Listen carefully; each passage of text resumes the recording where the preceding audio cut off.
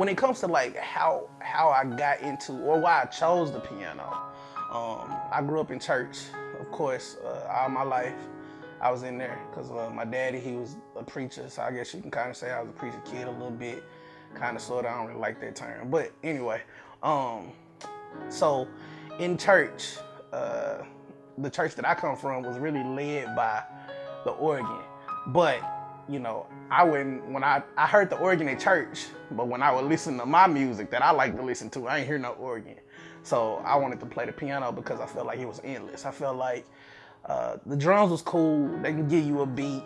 I felt like the bass was cool. We can give you bottom. But like with the keyboard, I could play the bass in the left hand and, chord in my right hand. So I was just like, well, the keyboard gave me like endless possibilities and really a way for me to be, creative in my own right.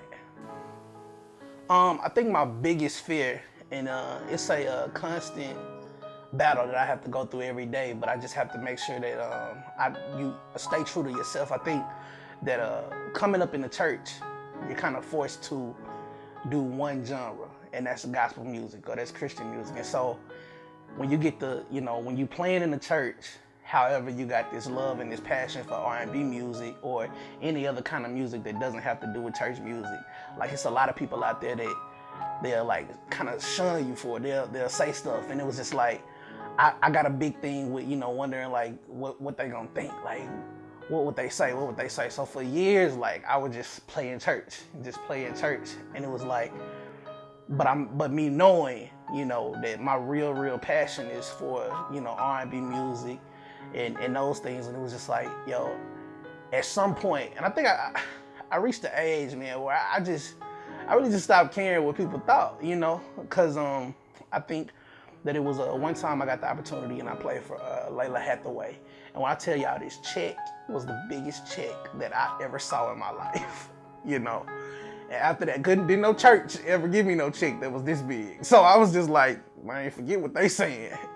This is what I really want to do. And it really wasn't just about the money, but R&B music was the passion in the first place. So it was where I felt like I belonged. Now, don't get me wrong, I still do play in church when needed and different things like that. But R&B music is really where my passion is. And, some people might say, how do you stay grounded, like spiritually and different things like that. And I still, God is a big God, man. He's universal. So he's everywhere. He's not just in the church. Like I said, when it comes down to playing keys, like I've played for a lot of different artists. I've been when it comes out of leaving the state, I've played in Atlanta, Alaska, Oklahoma City, Houston, San Antonio, Jacksonville, Florida, Charlotte, North Carolina. I'm headed to Miami in a couple weeks. Washington, D.C., Norfolk, Virginia. Man, I done been a lot of places, like a lot. I think the only places that I haven't been that I really want to go to is like New York and L.A. It's going to be really dope to be able to get out there and keep the scene and just work with, a lot of great people. I'm into connecting with creatives. And so if I could do that, then I'm good. First song I probably learned how to play had to have been like Ribbon in the Sky. It was just something about like Stevie Wonder songs, like they just, I don't know. I think because I heard them so much in the house, I mean it just was what I had to play. So, and then there's something about them chords that I just was like, man, that's just nice. Now, of course, I didn't play it near as good as playing now, but